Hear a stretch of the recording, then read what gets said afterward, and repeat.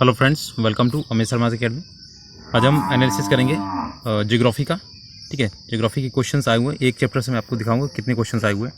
ठीक है, तो ये आपकी काफ़ी डिमांड थी ज्योग्राफी की, मैंने साइंस के काफ़ी कराए हुए हैं। आप देख लीजिएगा, प्लेलिस्ट बनी हुई है आपकी। ठीक है, और ये थोड़ी सी नॉइज़ रहेगी, आप उसे एडजस्ट कर लीजिएगा। ठीक है, तो इसमें देखिए मैं आपको क्वेश्चन दिखा रहा हूँ कि कितने क्वेश्चन आपके एक ही चैप्टर से पूछेंगे। और वैसे तो ये अब ज्योग्राफी का है। ठीक है, ज्योग्राफी का पार्ट बनता है, लेकिन ये आपके एनसीईआरटी क्लास 8 का चैप्टर नंबर है 18 वाला, जल प्रदूषण और ये आपका जलवायु प्रदूषण का है। ठीक है, उससे ये क्वेश्चन लिए गए ज्योग्राफी के। ठीक है, तो इसीलिए बोलते हैं कि आप एनसीईआरटी पे फोकस कीजिए, एनसीईआरटी पे। तो देखिए आपको दिखाते हैं इसमें। देखिए पहले क्वेश्चन है, गंगा नदी के तट पर शहर कौन सा है? तो आपको ये तो आपका जनरल साइंस का भी क्वेश्चन होता है। ठीक है, जनरल नॉलेज का, ये प्रयागराज है।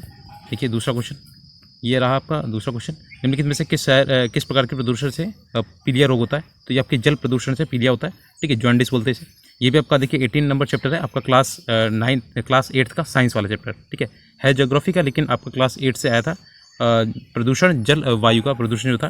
ठीक है, लेकिन यहाँ पे साफ लिखा हुआ है ये। ठीक है, अभी आपको पूरा चैप्टर इसको पढ़ाना पड़ेगा, क्योंकि इससे काफ़ी क्वेश्चन आपको मिलेंगे। ठीक है, मल के द्वारा प्रदूषित पानी में मछलियों की मृत्यु हो जाती है, तो ऑक्सीजन की कमी के कारण होती है। ये भी आपका क्लास 8 की साइंस का प्रदूषण जल एवं वायु वाला है। ठीक है चैप्टर, तो यहाँ पे भी देखिए ये लिखा हुआ है, पूरा एक्सप्लेन किया हुआ है। ठीक है, नेक्स्ट आपका है निम्नलिखित में से कौन सा प्रदूषण जनित विकार है? तो देखिए इसमें क्लास 8 का है साइंस का, प्रदूषण और जल वायु वाला है। ठीक है, तो ये आपके क्वेश्चंस हैं जो मैंने बताए हुए हैं। ये सारे क्वेश्चंस एक ही चैप्टर से हैं। चलिए आपको चैप्टर दिखा दें। तो ये रहा आपका 18 नंबर चैप्टर है, वायु तथा जल का प्रदूषण। तो अच्छे से इसे पढ़ लीजिएगा। ठीक है, आपको इसमें मैं बता दे रहा हूँ। ठीक है, जो इंपॉर्टेंट है वही बताएंगे। देखिए इसमें दिया हुआ वायु प्रदूषण, ये क्या होता है? वायु के बिना तो हम क्षण भी नहीं रह सकते। ठीक है, ये इसका ऊपर कोई मतलब नहीं बनता। ठीक है, तो इसमें देखिए आपका वायु का जो इसमें संगठन है वो कितना है? तो जो वायु होती है गैस का मिश्रण होता है। इसमें आयतन के अनुसार लगभग 78% आपका नाइट्रोजन होता है। ठीक है, और लगभग 21% आपका oxygen, carbon dioxide, organ, methane तथा जलवाष्प की वायु में अल्प मात्रा होती है। लेकिन याद रखिएगा CO2 जो होती है आपकी 0.03% होती है। ठीक है, ये याद रखिएगा, ये पूछा जाता है। ठीक है, और आपका आर्गन होता है 0.01, लगभग 0.01 के करीब होती है। ठीक है, परसेंटेज में। नेक्स्ट देखिए यहाँ पे दिया गया अगला, जो आपका इंपॉर्टेंट है वही कराएंगे, पूरा चैप्टर वैसे भी नहीं होगा। ठीक है, देखिए यहाँ पे क्या होता है कि आपका वायु कैसे प्रदूषित होती है। तो जो पदार्थ वायु को संदूषित करते हैं उसे वायु प्रदूषक कहते हैं। ठीक है, कभी कभी ये प्रदूषक प्राकृतिक स्रोतों जैसे जलवायु को फटना होता है, वनों में लगने वाली आग और उठा हुआ धुआं तथा धूल द्वारा आ सकते हैं। तो मानवीय क्रियाकलापों के द्वारा भी वायु में प्रदूषण होता है। जैसे इन वायु प्रदूषणों का स्रोत होता है फैक्ट्री, ठीक है, विद्युत संयंत्र, स्वचालित वाहन निर्वातक और जलावन लकड़ी, ठीक है, उपलों के जलने से निकला हुआ धुआं। ये इस तरीके से आपके मानवीय क्रियाकलाप और आपके प्राकृतिक से भी ये जल का प्रदूषण होता है। ठीक है, देखिए यहाँ पे दिया गया है आपका फैक्ट्री से निकलता हुआ धुआं। नेक्स्ट देखते हैं, इसमें बहुत सी श्वसन समस्याएँ जो होती हैं, अभी पूछ सकता है इसमें। तो इसमें पूछेगा आपका जो आपकी श्वसन संबंधी समस्याएं होती हैं, जो रेस्पिरेटरी सिस्टम से होती हैं, ये आपकी वायु प्रदूषण के कारण होती हैं। देखिए इसमें उन्होंने क्रियाकलाप बताए हुए हैं। वायु में कौन से पदार्थ अथवा प्रदूषक उपस्थित होते हैं?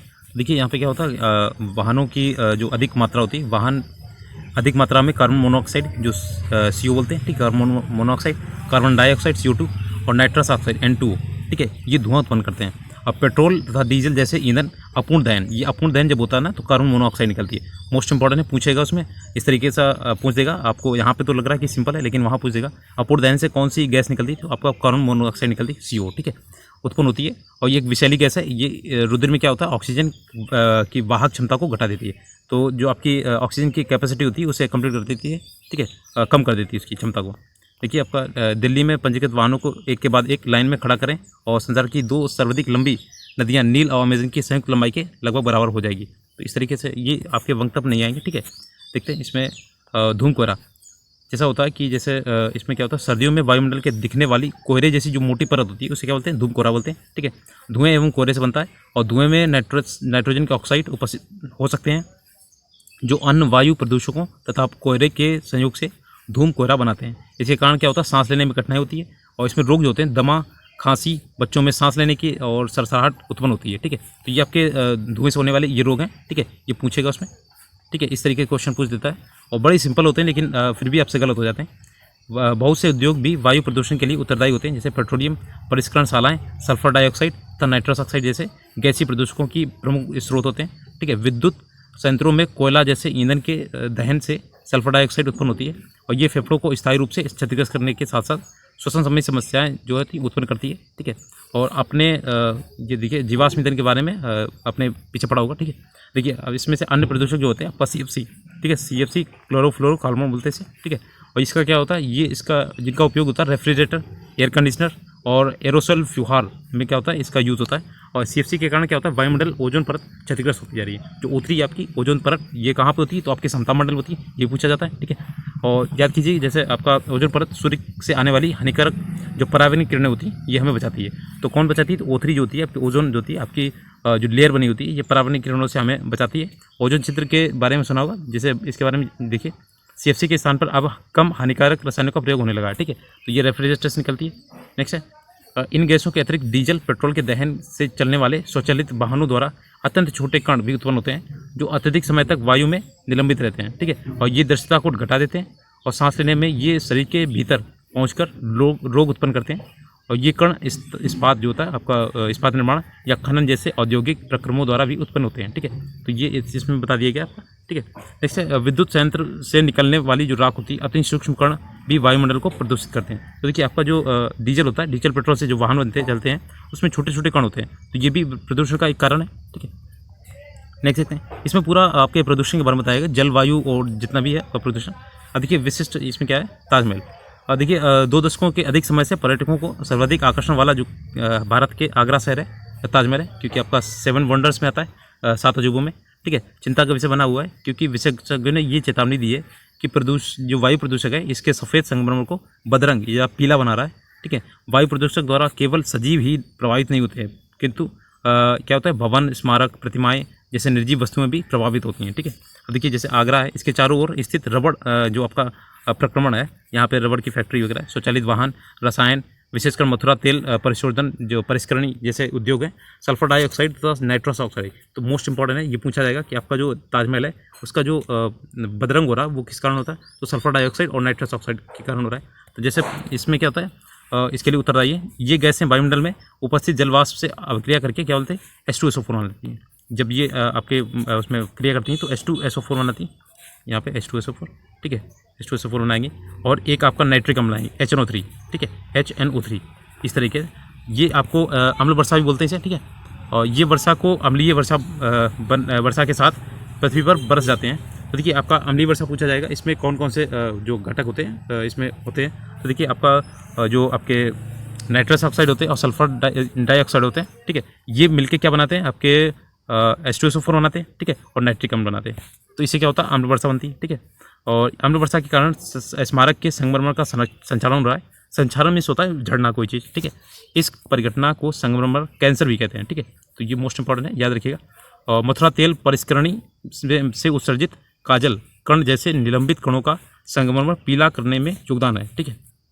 नेक्स्ट है, ताजमहल को सुरक्षित रखने के लिए सर्वोच्च न्यायालय ने बहुत से उपाय किए और माननीय न्यायालय द्वारा देखिए यहाँ पे देखिए ताजमहल का दिया गया, ठीक है।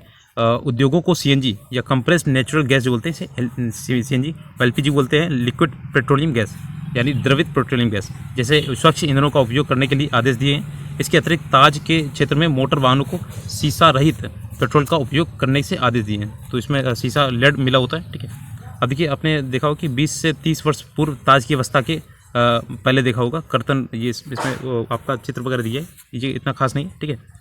अब देखिए नेक्स्ट है पौधा घर और प्रभाव। देखिए सूर्य की किरणें जो होती हैं वायुमंडल में गुजरने के पश्चात पृथ्वी की सतह को गर्म करती हैं और पृथ्वी पर पड़ने वाले सूर्य के विकिरणों का कुछ भाग पृथ्वी अवशोषित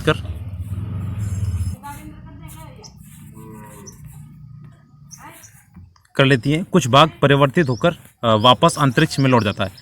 परावर्तित विकिरणों का कुछ भाग वायुमंडल में रुक जाता है और ये रुका हुआ विकिरण पृथ्वी को और गर्म करता है। यदि आपने किसी पौधशाला जैसे नर्सरी होता है, नर्सरी प्लांट होते हैं, अन्य किसी स्थान पर पौधा घर को देखा हो तो याद कीजिए कि सूर्य की ऊष्मा जो होती है पौध घर में प्रवेश कर जाती है और इससे क्या होता है बाहर निकल जाती है, निकल पाती है।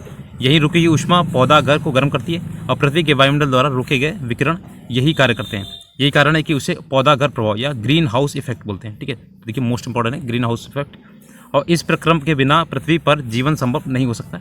अब ये प्रक्रम जीवन के लिए खतरा बन गया है। इस प्रभाव के लिए उत्तरदायी गैसों में से CO2 काफ़ी इंपॉर्टेंट है, तो ये इसका कारण बनती है सबसे ज़्यादा, ठीक है, ग्रीन हाउस इफेक्ट में, ठीक है। यहाँ पर देखिए CO2 की मात्रा आपको बता दी थी 0.03% होता है पूरे आपके वायुमंडल में। देखिए आप जानते हैं कि CO2 वायु का एक घटक है। पौधे के लिए कार्बन डाइऑक्साइड की भूमिका का भी आप अध्ययन कर चुके हैं, परंतु यदि वायु में CO2 की अधिकता हो तो प्रदूषक की भांति कार्य करती है। ठीक है, और ये आपका CO2 ज़रूरी भी है क्योंकि ये आपके पौधे भी लेते हैं। ठीक है, जो मनुष्य द्वारा छोड़ी जाती है, बाकी ये इसका खतरा भी है। तो एक और मानवीय क्रियाकलापों के कारण निरंतर CO2 वातावरण में मोचित हो रही है तथा दूसरी ओर वन क्षेत्र घट रहा है। पौधे प्रकाश संश्लेषण के लिए वायुमंडल से CO2 का उपयोग करते हैं, जिसके कारण क्या होता है, आपका वायु में CO2 की मात्रा कम हो जाती है और वनोन्मूलन के कारण वायु में CO2 की मात्रा बढ़ जाती है, क्योंकि CO2 की खपत करने वाले वृक्षों की संख्या घटती जाती है। इस प्रकार मानवीय क्रियाकलाप वायुमंडल में CO2 के संचय में योगदान देते हैं। ठीक है, और CO2 ऊष्मा को रोक लेती है, इसे वायुमंडल में नहीं जाने देती है। परिणामस्वरूप क्या होता है कि वायुमंडल में औसत तापमान निरंतर वृद्धि हो रही है। तो इसमें क्या होता है, वैश्विक ऊष्मा यानी ग्लोबल वार्मिंग बढ़ती जा रही है। किसके कारण? CO2 के कारण। ठीक है, तो CO2 क्या है आपका, जैसे वातावरण में जो भी थी CO2 को एब्जॉर्ब करती थी जो पेड़ पौधे थे। अब पेड़ पौधे कटने लगे तो इसमें क्या होता है कि ये आपको गर्म कर रहा है, तो इसे ग्लोबल वार्मिंग बोलते हैं, विश्व उष्णन बोलते हैं। ठीक है, तो देखिए मीथेन और नाइट्रस ऑक्साइड जलवाष्प जैसी अन्य गैसें भी इस प्रभाव में योगदान करती हैं। CO2 की भांति इसे भी पौधा घर गैसें कहते हैं। ठीक है, अब देखिए ये एक गंभीर संकट कैसे, तो विश्व उष्णन या एक गंभीर संकट है ग्लोबल वार्मिंग। विश्व उष्ण के कारण जो आपका समुद्र तल में एक आश्चर्यजनक वृद्धि हो सकती है। कई स्थानों पर तटीय प्रदेश जलमग्न हो चुके हैं। विश्व उष्ण के विस्तृत प्रभाव वर्षा प्रतिरूप कृषि, वन्य पौधे तथा जंतुओं पर हो सकते हैं। ऐसे क्षेत्र में जो विश्व उष्ण के आशंकित हैं रहने वाले अधिकांश व्यक्ति एशिया में हैं। हाल ही में प्राप्त मौसम परिवर्तन की रिपोर्ट के अनुसार पौधा घर गैसों को वर्तमान स्तर पर रखने के लिए हमारे पास सीमित समय है, अन्यथा शताब्दी के अंत तक 2C तक मतलब 2 डिग्री सेंटीग्रेड, यहाँ पर 2 डिग्री सेंटीग्रेड तक ताप में वृद्धि हो सकती है, जो संकटकारी स्तर है। अभी तो 0.03 है। ठीक है, अगर मान लीजिए 1 पॉइंट बढ़ भी गया ना तो बहुत ज़्यादा तकलीफ होगी, और 2 पे तो बहुत ज़्यादा हो गया। ठीक है, तो देखिए यहाँ पे नेक्स्ट है विश्व उष्णन, जो आपका है उष्णन विश्वव्यापी सरकारों के लिए विचारणीय विषय बन गया है। बहुत से देशों ने पौधा घर गैसों के उत्सर्जन में कमी करने के लिए एक अनुबंध किया है संयुक्त राष्ट्र सम्मेलन के अंतर्गत क्योटो प्रोटोकॉल। तो ये क्योटो प्रोटोकॉल इसी के लिए, ग्लोबल वार्मिंग के लिए ऐसा ही अनुबंध है जिस पर बहुत से देश हस्ताक्षर कर चुके हैं। ठीक है, ये यहाँ पे देखिए ये पृथ्वी के ताप में केवल 0.5 डिग्री सेंटीग्रेड जितनी कम वृद्धि इतने गंभीर परिणाम हो सकते हैं। इसमें आपको बताया था मैंने, एक अगर हो गया तो काफ़ी है, इसमें तो 0.5 में ही बहुत ज़्यादा हो जाएगा। ठीक है, हिमालय के गंगोत्री हिमनद विश्व उष्णन के कारण पिघलने आरंभ हो गए हैं। तो ये आपके जो हिमनद है वो भी आपके ग्लोबल वार्मिंग की वजह से पिघल रहे हैं। ठीक है, देख सकते हैं वायु प्रदूषण को कम करने के लिए हम क्या कर सकते हैं। देखिए वायु प्रदूषण हमारी लड़ाई में सफलता की अनेक कथाएँ। उदाहरण के लिए कुछ वर्ष पूर्व दिल्ली सरकार संसार में सर्वाधिक प्रदूषित नगर था। ठीक है, और यहाँ क्या था, पेट्रोल डीजल चलने वाली मोटर वाहनों से निकलने वाले धुएं के कारण दम घुटू, ठीक है, श्वास रोधी होता है, ये आपके श्वास संबंधी रोग होता है। वातावरण तथा वाहनों को सीसा रहित पेट्रोल, सीसा रहित जो लेड होता है, ये इसके अलावा जो होता है आपका CNG जैसे अन्य ईंधनों द्वारा चलाए जाने का निर्णय लिया गया। और इन उपायों द्वारा शहर की वायु अपेक्षाकृत जो थी, देखिए CNG यहाँ पे लिखा हुआ है, दिल्ली ट्रांसपोर्ट कॉर्पोरेशन, अपेक्षाकृत क्या होगी, स्वच्छ हो गई है। ठीक है, आप भी कुछ ऐसे उदाहरण जानते हैं। ठीक है, नेक्स्ट देखते हैं। इसमें यहाँ देखिए आपका इसमें बताया गया पटाखों का बहिष्कार करना है। ठीक है, इससे भी वायु प्रदूषण फैलता है। अब देखिए सरकार तथा एजेंसियों के द्वारा विभिन्न स्थानों पर वायु की गुणवत्ता का नियमित मॉनिटरण किया गया जाता है। इन आंकड़ों का उपयोग कर हम अपने मित्रों तथा पड़ोसियों में वायु प्रदूषण के प्रति जागरूकता उत्पन्न कर सकते हैं। हमें अपनी ऊर्जा की आवश्यकता की पूर्ति के लिए जीवाश्म ईंधन के स्थान पर वैकल्पिक ईंधन को अपनाना चाहिए। ठीक है, तो देखिए यहाँ पे ये दिया गया है आपका वृक्षारोपण या पौधारोपण जरूरी है। और देखिए वैकल्पिक ईंधन और जो है आपका जैसे सौर ऊर्जा हो गया, जल ऊर्जा हो गया, पवन ऊर्जा हो सकते हैं। ठीक है, ये वैकल्पिक साधन है। ठीक है, CO2 की जगह पे। नेक्स्ट टाइम अब देखते हैं हमारे थोड़े से योगदान से पर्यावरण की अवस्था में विशाल अंतर उत्पन्न हो सकता है। हम पेड़ लगा सकते हैं, पड़ोस में लगे वृक्षों का पोषण कर सकते हैं। क्या आप वन महोत्सव के विषय में जानते हैं? जब जुलाई माह में प्रतिवर्ष लाखों लाखों वृक्ष होते हैं रोपित किए जाते हैं। ठीक है, नेक्स्ट है देखते हैं। इसमें देखिए आपका ये पेड़ पौधे रोपित करते हैं। देखिए यहाँ पे लिखा हुआ है जल प्रदूषण। यहाँ पे देखिए लिखा हुआ है कि जो आपकी जो जनसंख्या वृद्धि है, उद्योग कृषि में उपयोग के कारण जल दुर्लभ होता जा रहा है। और आपने ये भी देखा होगा कि कपड़े धोने, नहाने आदि के बाद हमारे द्वारा जो उपयोग किया गया जल है कितना गंदला हो जाता है। इसका अर्थ है कि जल में हम कुछ ऐसे पदार्थ मिला देते हैं जिसकी गुणवत्ता को कम करके उसके रंग और गंध को भी बदल देते हैं। जब भी वाहित मल जो होता है विषैले रसायन गाद आदि से हानिकारक पदार्थ जल में मिल जाते हैं तो जल प्रदूषण हो सकता है। और जल प्रदूषण करने वाले पदार्थों को जल प्रदूषक कहते हैं। ठीक है, तो देखिए मैंने अभी दिखाया था आपको स्क्रीनशॉट इसका। जल प्रदूषण क्या होता है कि कौन कौन से रोग होते हैं। देखिए गंगा भारत की प्रसिद्ध नदियों में से एक है। ठीक है, तो ये भी क्वेश्चन था अभी, गंगा नदी किस उससे निकलती है आपके जिले से, तो ये एक प्रदूषित नदियों में से एक है। ठीक है, ये अधिकांशतः उत्तरी और केंद्रीय पूर्वी भारतीय जनसंख्या, देखिए यहाँ पे वाराणसी लिखा हुआ। ठीक है, वहाँ पूछा गया था। तो उत्तर प्रदेश ये आपके जाती है गंगोत्री से, गोमुख से निकलती है, हरिद्वार, नई दिल्ली, कानपुर, इलाहाबाद और वाराणसी, पटना, ये होते हुए आपके पश्चिम बंगाल में चली जाती है। अगला देखते हैं इसमें। देखिए करोड़ों व्यक्ति अपनी दैनिक आवश्यकताओं और जीविका के लिए इस पर निर्भर हैं। ठीक है, किस पर? गंगा पर। ठीक है, हाल ही में प्रकृति के लिए विश्वव्यापी कोष जो WWF होता है के अध्ययन में ये पाया गया कि गंगा संसार की 10 ऐसी नदियों में से एक है जिनका अस्तित्व खतरे में है। इसके प्रदूषण स्तर में कई वर्षों से निरंतर वृद्धि हो रही है। इतने प्रदूषण स्तर पर पहुंचने का कारण यह है कि जिन शहरों एवं बस्तियों से होकर ये नदी प्रभावित होती है वहाँ से निवासी अत्यधिक मात्रा में कूड़ा करकट, अनुपचारित वाहित मल, मृत जीवी तथा अन्य बहुत से हानिकारक पदार्थ सीधे इसी नदी में फेंक देते हैं। वास्तव में कई स्थानों पर प्रदूषण स्तर इतना अधिक है कि जल में जल जीव जो हैं जीवित नहीं रह पाते हैं और ये नदी जो होती है निर्जीव हो रही है। ठीक है, 1985 में इस नदी को बचाने के लिए एक महत्वाकांक्षी योजना आरंभ की गई थी जिसे गंगा कार्य योजना कहते हैं। मोस्ट इंपॉर्टेंट है, क्या पता इस बार यही पूछे कि आपका गंगा कार्य योजना कब स्टार्ट की गई थी? तो 1985 में कांग्रेस की सरकार थी। देखिए परंतु बढ़ती जनसंख्या और औद्योगिकरण ने पहले से ही इसे महाशक्तिशाली नदी को काफ़ी हानि पहुँचा दी है। स्थिति को भलीभांति समझने के लिए देखिए उत्तर प्रदेश के कानपुर शहर में इस नदी का सर्वाधिक प्रदूषण फैला हुआ है। कानपुर उत्तर प्रदेश के अत्यधिक जनसंख्या वाले शहरों में से एक है और इस नदी में लोगों का स्नान करते और कपड़े धोते हुए मलमूत्र, देखिए यहाँ पे लिखा हुआ है, ये गंगा नदी का फैलाव देखिए, त्यागते देखा जा सकता है।